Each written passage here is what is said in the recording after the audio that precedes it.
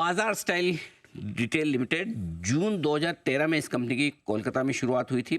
Value fashion retailer apparel और general merchandise segment में company कारोबार करती है, अफोर्डेबल प्रोडक्ट्स बनाती है और सभी उम्र के और सभी तरह के लोगों के लिए इनके प्रोडक्ट्स हैं। पश्चिम बंगाल और ओडिशा ये दो ऐसे मार्केट हैं जहां पर कंपनी का अच्छा खासा दबदबा है।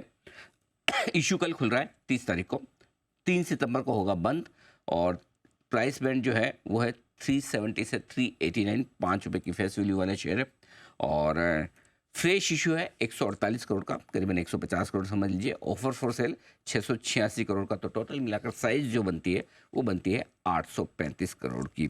आइए, दो खास मेहमान हमारे साथ कार्यक्रम में शामिल हो रहे हैं। हमारे स्टूडियो में प्रदीप कुमार अग्रवाल साहब जो कंपनी के प्रमोटर हैं, चेयरमैन है, होल टाइम डायरेक्टर हैं।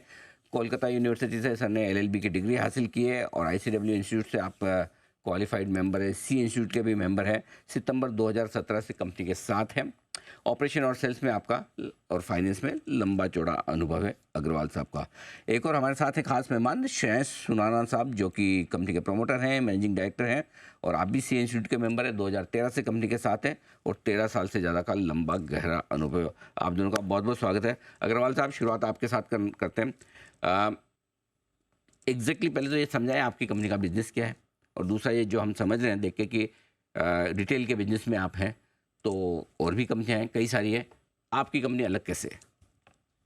हमारी कंपनी का बिजनेस 84% गारमेंट्स का है। ओके।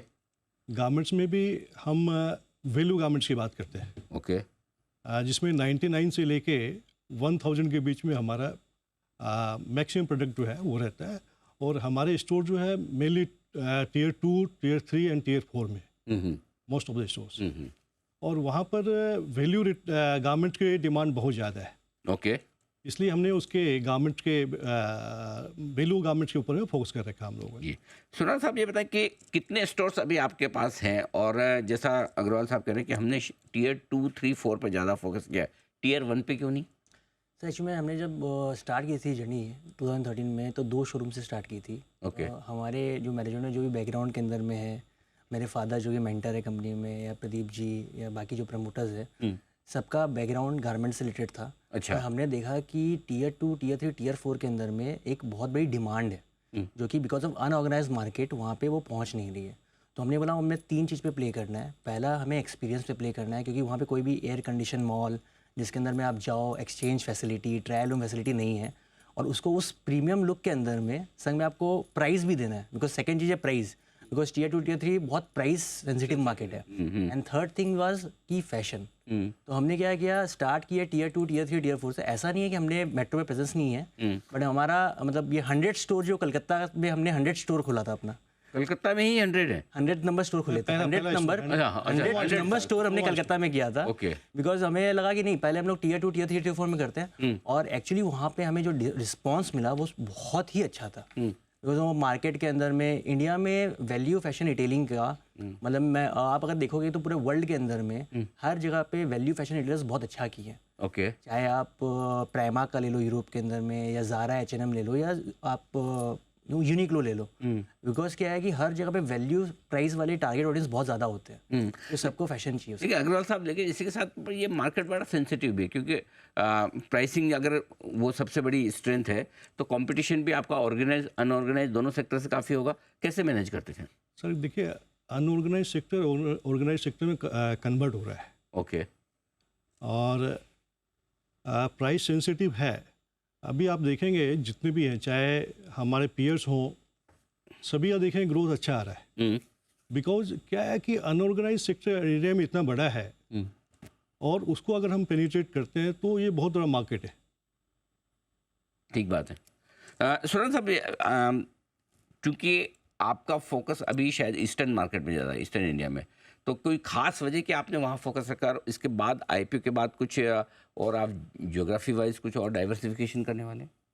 सच में हम लोग क्लस्टर बेस्ड मॉडल को फॉलो करते हैं। ओके। वो क्या होता है? बेसिकली क्लस्टर बेस्ड मॉडल क्या होता है कि हम लोग एक स्टेट में जाते हैं, वहाँ डीप जाते हैं। इसकी 2 बेनिफिट मिलती है कि आप एक स्टेट में अगर 3 से 4 साल स्पेंड करते हो तो आप ज्योग्राफी को अच्छे से समझ लेते हो। आपको पता होता है कौन सा लोकेशन अच्छा है, कौन सा साइड अच्छा नहीं है, क्या असॉर्टमेंट बिकेगा, क्या असॉर्टमेंट नहीं बिकेगा। बिकॉज इंडिया में क्या हर स्टेट में एक डिफरेंट फेस्टिवल है।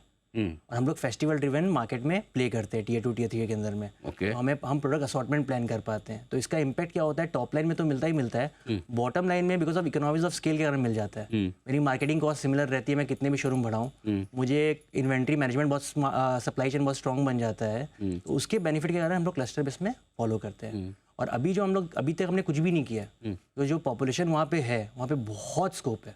हम लोग FY17 से FY24 के बीच में 26% कैगर पे ग्रो किए रेवेन्यू के अंदर में। और मेरे को लगता है कि हमारा इंटेंट आगे भी इसी तरह का ग्रोथ पे रहेगा, बिकॉज वहाँ पे बहुत अपॉर्चुनिटी, बहुत स्कोप है। तो पहले हम उस टेरिटरी को पूरा एक्सप्लोर करेंगे एंड उसके बाद कोई नई ज्योग्राफी में एक्सपेंड करेंगे। तो ये आपने ग्रोथ की बात की, तो मैं आपके फाइनेंशियल पे बात करना चाहता हूँ। आपका बोरोइंग्स जो है 100 करोड़ से बढ़कर 178 करोड़ हुआ है पिछले 3 साल में, राइट? तो क्या कुछ एक्सपांशन की वजह से है और क्या IPO के पैसे से इसे आप कम करने वाले हैं? हाँ, ये एक्सपेंशन की वजह से था और IPO की वजह से हमारा पहला प्राइमरी ऑब्जेक्टिव है कि डेट रिपेमेंट कर देंगे। अच्छा, ये जो आप रिटेलिंग का बिजनेस करते हैं, तो क्या ये आपके अपनी ब्रांड्स हैं या कोई भी दूसरे लेवल्स भी आप बेचते हैं? कैसे होता है ये? तो इसमें क्या करते हैं सर, हम लोग हमारी एक स्टाइल बाजार बोल के हम लोग शोरूम ऑपरेट करते हैं। सब जगह आपका स्टाइल बाजार, एक स्टाइल बाजार या बाजार स्टाइल? बाजार स्टाइल तो कंपनी हो गई। अच्छा, स्टाइल बाजार हमारी लोगो हो गई, स्टाइल एंड बाजार। तो स्टाइल हो गया आपका फैशन, कि भैया कपड़ा का दुकान है। बाजार हो गया ये बताने के लिए कि लोग उससे रिलेट कर सके कि भैया अच्छा प्राइस फ्रेंडली स्टोर होगा। और उसके अंदर में सर हर तरह के प्रोडक्ट्स रहते हैं, जैसे 84% अप्रैल्स है, 60% GM है। अब 84% अप्रैल्स के अंदर हम क्या करते हैं, हमारे कुछ प्राइवेट लेबल्स है, 10 हमारे प्राइवेट लेबल्स है जो एक्सक्लूसिवली हम लोग ही बनाते हैं अपने दूसरे मैन्युफैक्चरर से। हमारी डिज़ाइनिंग टीम है, 57 पीपल की डिज़ाइनिंग टीम है जो दिन रात मेहनत करके डिज़ाइंस बनाती है प्राइस के अंदर में। उसमें भी हमारा एक लेवल है स्क्वायर अप जो 112 करोड़ का ब्रांड बन चुका है FY24 के अंदर में। और बाकी बैलेंस जो रहते हैं उसके अंदर में अदर लेवल्स रहते हैं।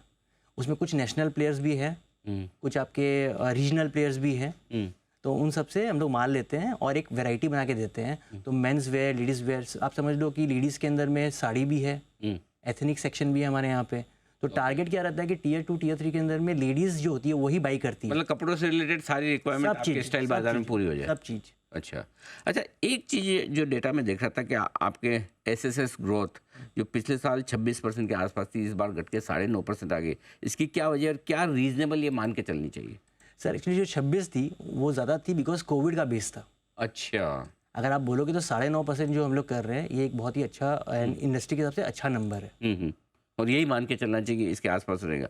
अच्छा, आपके खुद के कुछ प्लांट्स नहीं है तो एसेट लाइट मॉडल है या आप सिर्फ बनवाते हैं, आप खुद की भी मैन्युफैक्चरिंग करते हैं? खुद की मैन्युफैक्चरिंग नहीं करते हैं सर। और करेंगे भी नहीं। ना। ओके, ठीक बात है। एक मैं आपका शेयर होल्डिंग पैटर्न जो देख रहा था, प्रोमोटर ग्रुप के पास रहेगी आपके लगभग 15% स्टेक, 55% आज के डेट में। हाँ, अभी 50 IPO के बाद में जो मुझे IPO के बाद 46% के राउंड 46% आपके पास रहेगी टोटल, और पब्लिक के पास करीबन 31% रहेगी। तो ओके, तो ये जो आगे आपके पास में ऑलरेडी पब्लिक शेयर होल्डर काफ़ी ज़्यादा है, तो क्या ये कोई कहीं आगे चलते कोई बिकवाली का कोई इनका या कोई फंड है या किस तरह के इन्वेस्टर्स हैं? सर हम लोग को 2017 हम लोग जब बिजनेस शुरू किया था 2013 से 2017 के अंदर में, तो हमने खुद ने अपनी ग्रोथ की थी। ओके। और 18 स्टोर से 185 करोड़ का रेवेन्यू किया था। ओके। फिर हमें रियलाइज़ हुआ कि मार्केट में बहुत पोटेंशियल है। हम बॉम्बे आए, लेट राकेश झुंझुनवाला जी ने और DK Surana ji of Intensive Fiscal ने हमें सपोर्ट किया इसके अंदर में। और उसके अलावा भी मतलब काफ़ी मार्की नेम, केवल किरण क्लोथिंग लिमिटेड, मनोहर लाल अग्रवाल जी हल्दीराम वाले, बीकाजी वाले, अमित गोविला, उष्मा सेठ सुले, सबने बैक किया। तो ये इसी तरह के इन्वेस्टर्स हैं सबके सब। अच्छा, तो अभी भी राकेश जी की इनकी स्टेक अभी भी है आपकी कंपनी? हाँ है ना। 50% वो सेल कर रहे हैं, 50% होल्ड कर रहे हैं। अच्छा, तो कितनी उनके पास कितनी बची इन टर्म्स ऑफ परसेंटेज? 3.9% के आसपास। ओके, तो काफ़ी बढ़िया और बड़े इन्वेस्टर हैं। हल्दीराम वाले भी आपके इन्वेस्टर जो अग्रवाल हैं। Okay, wonderful, very nice. अच्छा, अब ये बताएं सुराना साहब कि कितने स्टोर्स आपके अभी हैं और आगे स्टोर्स ओपन करने को लेकर किस तरह की ग्रोथ की उम्मीद की जाए? देखिए 162 शोरूम पे हम लोग अभी हैं। ओके। हमने अभी 2 लाख स्क्वायर फीट का हमारा वेयर हाउस है, 30,000 स्क्वायर फीट की हमारी ऑफिस स्पेस है। हमने पूरा बेस क्रिएट कर लिया है। जो ग्रोथ से हम लोग फ्यूचर में लास्ट 6 साल में ग्रो करते हुए हैं 26% के आसपास की, वही हमारी इंटेंट रहेगी कि एटलीस्ट उस होप रहेगी उतना मैं करूँ। ठीक बात है। बहुत बहुत धन्यवाद अग्रवाल साहब, सुराना साहब, आपका समय देने के लिए और विस्तार से अपनी कंपनी के बारे में, IPO के बारे में हमारे दर्शकों से बातचीत करने के लिए। Thank you so much sir, बहुत बहुत शुक्रिया।